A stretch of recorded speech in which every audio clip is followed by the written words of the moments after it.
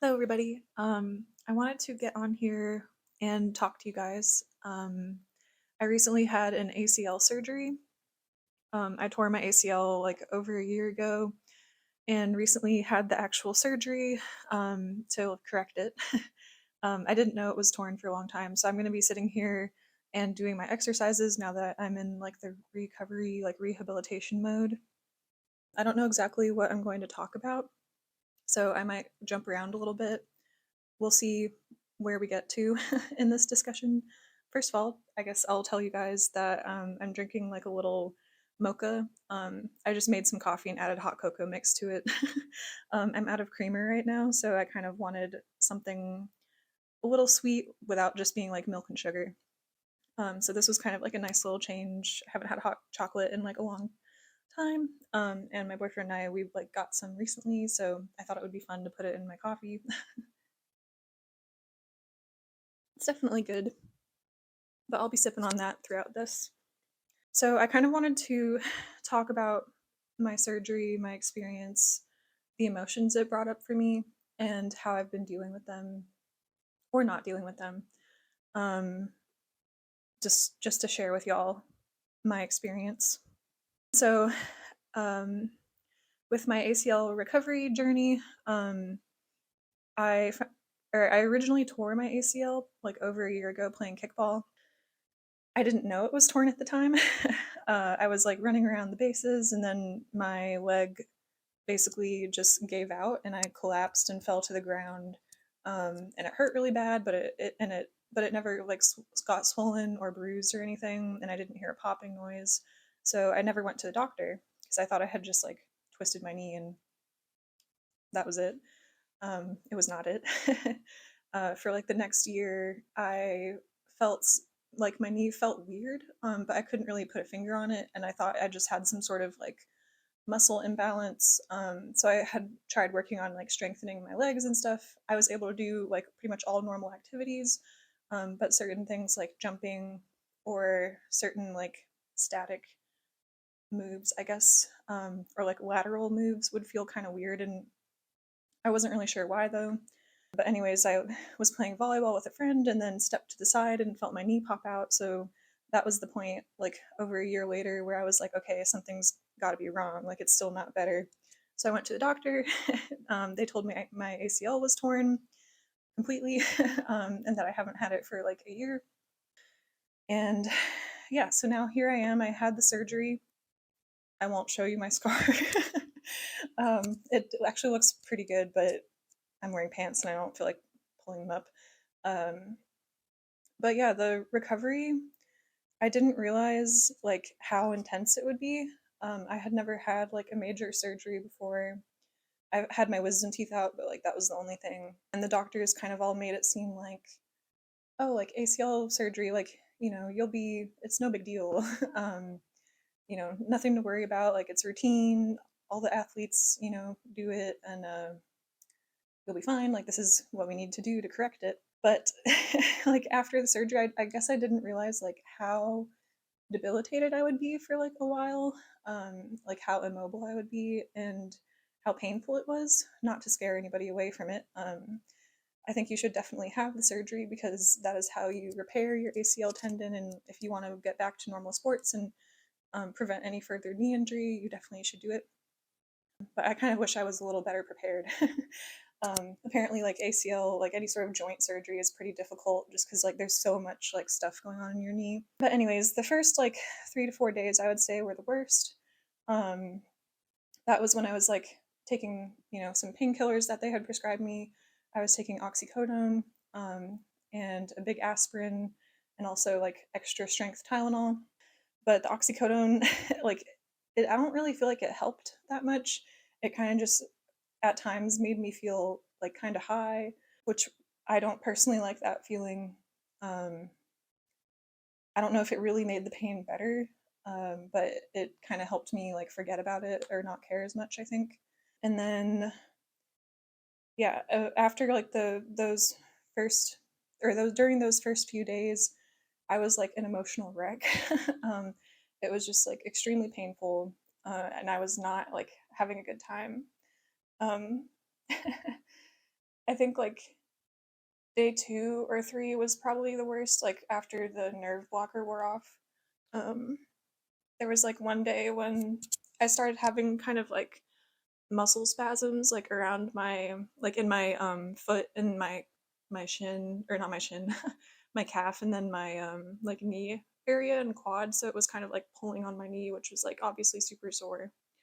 Um and so that was very painful, and there was one night where like it got so bad that like it just like wouldn't stop spasming, and I was like freaking out. um but uh to the point where I was kind of having like almost a mini panic attack, um which I think anytime you have some sort of like, at least for me, I've found that, and this is something I wanted to talk about, was that anytime I have like a physical ailment of any sort, like when I in high school, it used to just be like acne, or if I get sick, if I have some sort of like skin issue, like I've had like some like itchy scalp, like dandruff type stuff in the past, um, or like this sort of like physical pain, something that kind of shakes your footing, your stability, and kind of brings you, for me, it kind of like brings my mind out of this like normally, I'm like I'm good, my body feels good, I'm fine, into this like, okay, now all my focus is being shifted and narrowed onto this one specific thing that is happening in my life, like this physical pain. um and it kind of just like completely like narrows my focus and almost makes me feel as if I'm in like a narrowing tunnel, and like developing tunnel vision for this one thing. Like I'm hyper focusing on this specific thing that is like, the more and more I focus on it, the more and more like anxiety I feel around it, and the more and more I forget about like my surroundings, and that I am like safe and cared for, and I have everything I need, and the people around me love me. Um,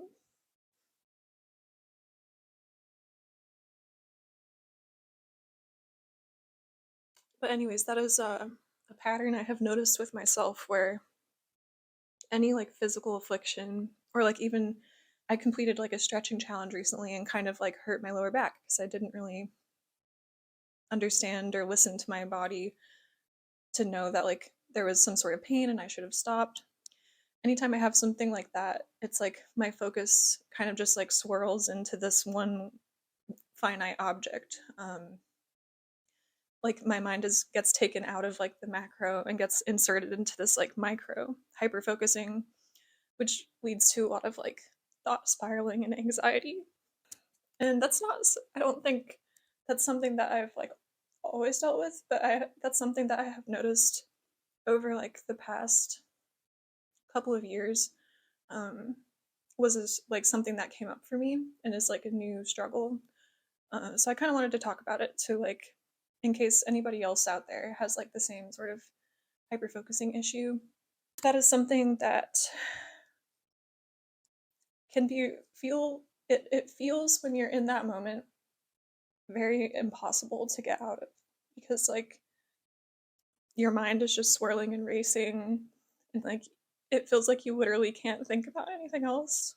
And then I would also say like, in those moments, in order to escape that, I would often like just reach for something outside of me so that I didn't have to sit in silence, um, with my thoughts and emotions and feelings. So that escapism, so like reaching for your phone, sometimes it's, I think, totally healthy and okay to watch like a comfort movie, or a show that you like. But when it becomes like an everyday, all hours of the waking day, you're consuming, watching YouTube, scrolling on like Instagram, literally, listening to a podcast, listening to an audiobook, literally doing every single thing in your power to avoid the turmoil that is inside of you, that is when I guess I have come to realize um, that that is the signal that, like, when you are feeling that way, to take a step back, and in order to move through it, first of all, it's extremely difficult, if I think, if not impossible, to move through something like that without the thing ending, if you do not learn to sit with yourself and feel your emotions and sit in silence with yourself.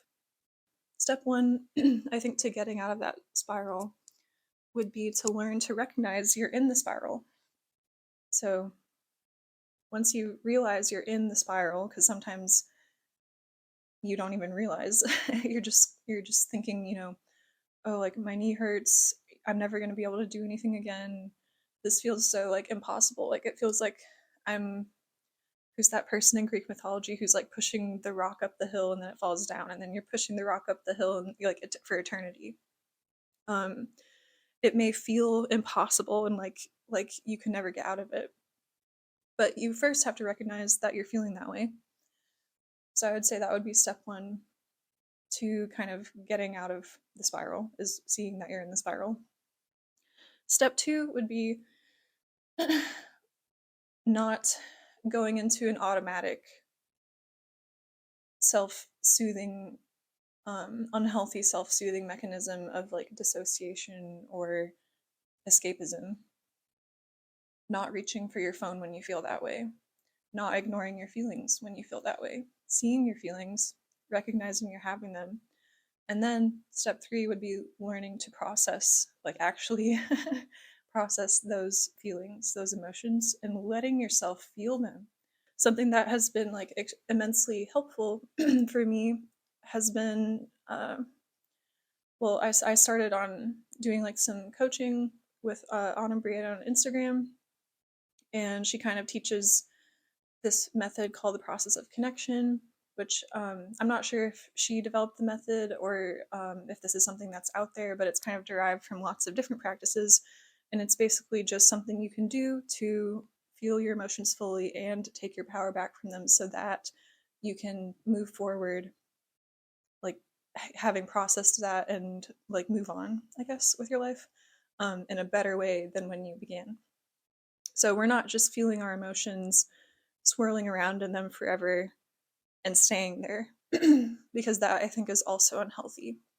Because you can, and that's kind of part of, like, that thought spiral, is being like, oh, you're just, like, here, but you're never getting out of that. You see that you're here, but then you just stay here and you're never exiting and, like, getting back into the macro perspective.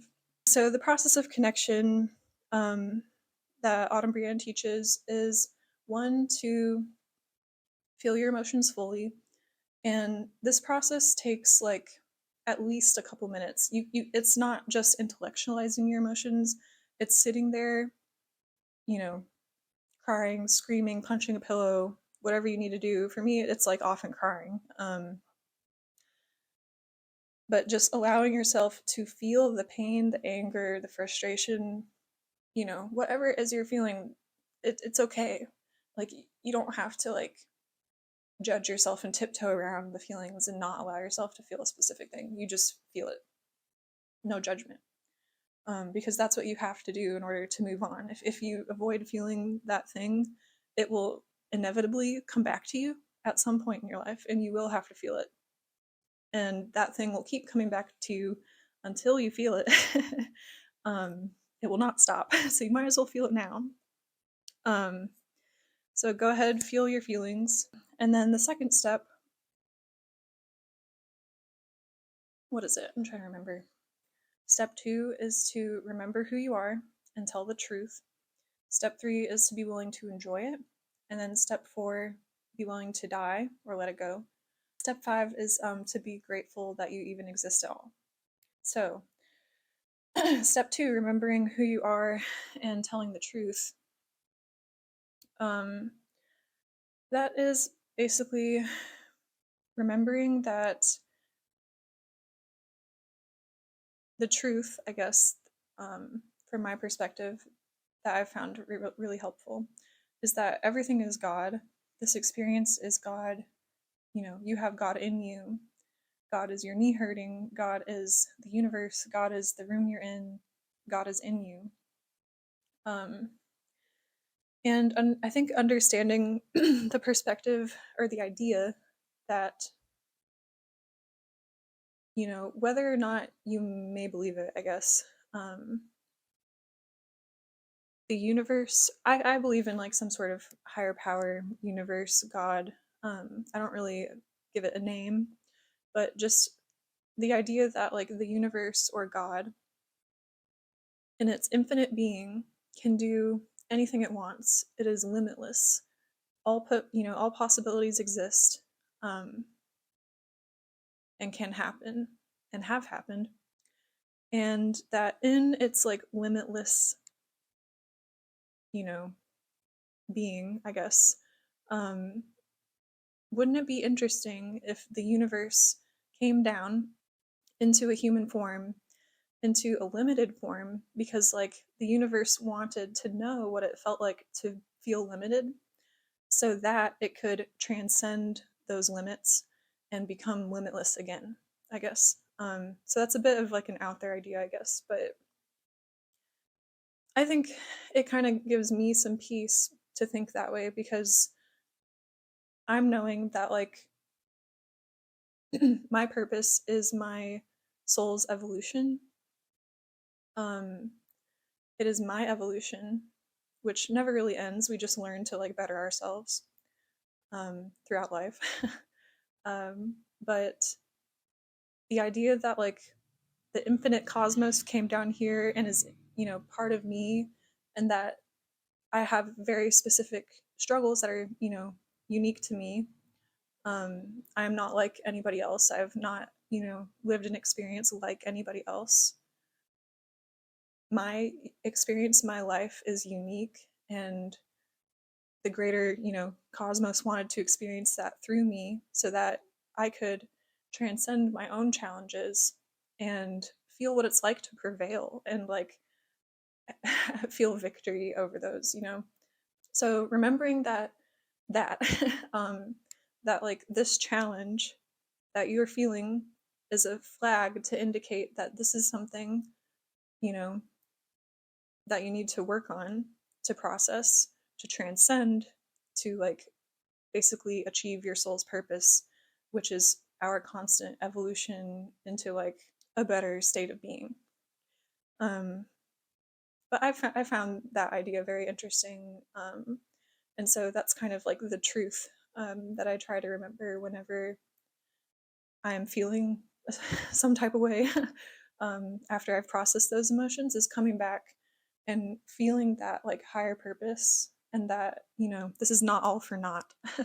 um, each of these like struggles that we deal with is a gem on our journey, that we get to pick up, and we can decide to throw it behind us, and walk along our little path. But eventually, that gem is going to pop back up, and we're going to see it again. And are we going to, you know, put it in our pocket and, you know, take that challenge as an opportunity? Or are we going to chuck it away and run away? Because inevitably we will find it again. We'll just be going round and round in circles until we find that gem, pick it up, and like accept it as a challenge and learn to transcend and grow beyond it, I guess. So yeah, that's kind of like the truth. And then be willing to enjoy it. The third step, it is what it sounds like. It's not, it's learning to not be anywhere other than you currently are, and learning to be okay with that and learning to enjoy that. It is not living in the past. um, it is not living in the future, you know, where we are anxious and worry and like, oh, what if my incision gets infected? What if blah blah blah xyz happens? It is learning to be where we are, understanding that we cannot rush the process of maturation. The universe has like this is kind of another thing Autumn talks about in her courses, but like there are like many laws, and like one of the laws is the law of gestation. And like some things in life have a gestation period. A baby has a gestation period, a plant, a seed has a gestation period. Some things just take time to like mature and grow and realize, and we will not become the best version of ourselves overnight. No, you don't become a bodybuilder in a night, right? Like if you want to be like a world-class bodybuilder and win all these things, you don't become strong like that overnight. You start where you are. You are where you are. You can only be where you are. So don't, worry about the future or the past.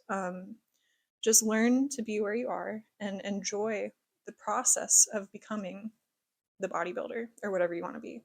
And learn to enjoy the process, as I am, of like healing and resting and recovering and learning to be okay with where I am now. Like where I am now, I can't bend my knee. Like, so my left leg is like the good one.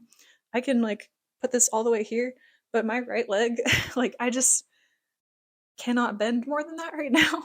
But that's okay because law of gestation, like all things literally just take time, and like the swelling and stuff, which I've definitely been like hyper focusing on, micro focusing on. I can ice and elevate it as much as I want. I can take ibuprofen, but some of it is just time. Like it literally, like that's all. Like I just have to wait for it to get better. I cannot like rush it into getting better. I can't wish or worry it into getting better. So since I can't, I might as well let go of that grasping feeling of like wanting to hold on to this thing so hard that like I think I can make it come to me, faster if I like grab onto it, but you can't. So you might as well let go and learn to just enjoy where you are. I am in this rest and recovery phase. That's okay. Like I'm going to sit here, or maybe I should stand now and do some other things. But I'm going to sit here and learn to be okay with doing what I'm doing now. And that's okay. And I can learn to rest and enjoy resting. um, so there's that. And then the fourth step is being willing to die. So learning to, once you've felt all that, being willing to let go of whatever it was that was originally like bringing up all those feelings, being willing to die and let that go, which that you cannot do until you have truly like felt, I think, the emotions fully and like integrated them by feeling them and then remembering who you are, telling the truth, and like being willing to enjoy it. You can't officially, like, I think, completely do that until you first learn to do those other things. But once you have, then that thing like should no longer really bother you. Like I even in this conversation, like I started talking and like it brought up like so much emotion for me. I kind of started crying. But now, like, after thinking it through and talking it out loud to myself and hearing myself talk, I feel way better. And it's not to say that like once you let something go that it will never ever bother you again, because that's not really how this works either. It's just in doing this method, and learning to actually process our emotions, that's something that a lot of us were not taught growing up. I was not taught by my parents because they didn't know themselves. We're all kind of just working with the tools we have. I lost my train of thought. What was it going? Oh yeah, I think I was saying that we're not just learning to let things go forever. We're learning how to increase our emotional capacity and our ability to process our emotions more and more quickly, and more effectively, so that in the future, if something ever comes up that like triggers us, or bothers us, or creates some sort of emotional instability, that now we are able to actually move through that more smoothly. And it's like becoming a bodybuilder. You don't become that way overnight. You can't just like rush that process. You have to do push-ups or whatever exercise you're doing every single day until you reach, until you become really strong. But it's only by consistently practicing this that we become better at it. So this is like anything else. And then what was the last one? The last step is just being willing to exist. Or sorry, the last step is being grateful that you even exist at all and bringing that gratitude back in, being like, wow, like I'm so grateful that like I had this opportunity, that I'm so grateful that I was faced with this challenge, because it allowed me to achieve, my soul's purpose, to pour that into me, for my soul's like evolution. I'm so grateful that this happened. This horrible, it could, be, not saying you have to love, the bad things that happen to you, but we can be grateful that they happened, so that we, we've learned to better ourselves because of our adversities. We're taking our power back from them. We're moving like into our best selves beyond them. They don't have to define us, even though they have made us who we are. So yeah, that whole method has been immensely helpful for me, and I just wanted to talk about it. Obviously, I want to give credit where credit is due. So if you're interested in learning more, please go to Autumn Brianne on Instagram. She's like a magic woman, quantum cowgirl life coach. And she kind of like teaches all these things like in her mastermind. And that's where I first learned it. So if you are interested, definitely go give her a listen. She has a podcast called the Magic Woman Podcast. Yeah, I'll leave links for everything down below. But I just wanted to talk about that here because it's been extremely helpful for me and something that has been really relevant in my life, especially like right now, given like honestly how pretty horrible I felt after surgery. And now I'm about like, I'd say like a month and a week or two out from my initial surgery, and I'm feeling like much better. But yeah, I'm like out of breath, like just standing and doing calf raises. I think because I'm trying to talk at the same time. But yeah, that's been that's what's been up for me. So